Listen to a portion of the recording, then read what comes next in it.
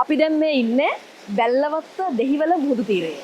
මේ වාරකම් කාලයක් නෙමෙයි. සාමාන්‍යයෙන් වාරකම් කාලයට තමයි මුහුද මේ විදිහට එන්නේ. හැබැයි මීට මාස 3කට කලින් මං ආවා වාරකම් කාලය තිබිලත් මෙහෙම ප්‍රශ්නයක් තිබුණේ නැහැ. දැන් මේ බලන්න මේ බිල්ඩින් සේරම මේ මුහුදට හේදිලා යන්නෙනවා. රටක් විදිහට අපි මේ ගැන අවධානය යොමු නොකළොත් තව ඉස්සරහට යන්න යන්න මුහුදු කාදනය එන්න උග්‍ර වෙනවා.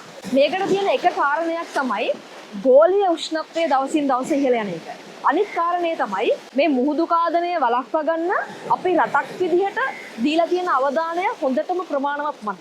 මේ විදිහට මුහුද කාදනය වෙලා පවතින ජල සම්පත් වලට මේ මුහුදු ජලය ගමන් කරොත් අපිට වෙන්නේ අපිට බොන්නවත් වතුර ටිකක් නැති වෙන එක.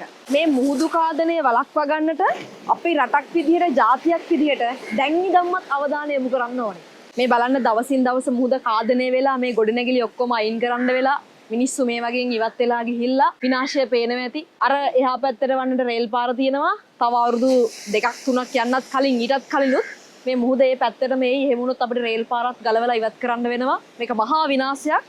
මේකට වගකිය යුතු පාර්ශවයන් නැති වහාම බලධාරීන්ගේ අවධානය යොමු වෙන්න ඕන කාරණයක් මේක. Don't forget to subscribe, like this video, and leave a comment below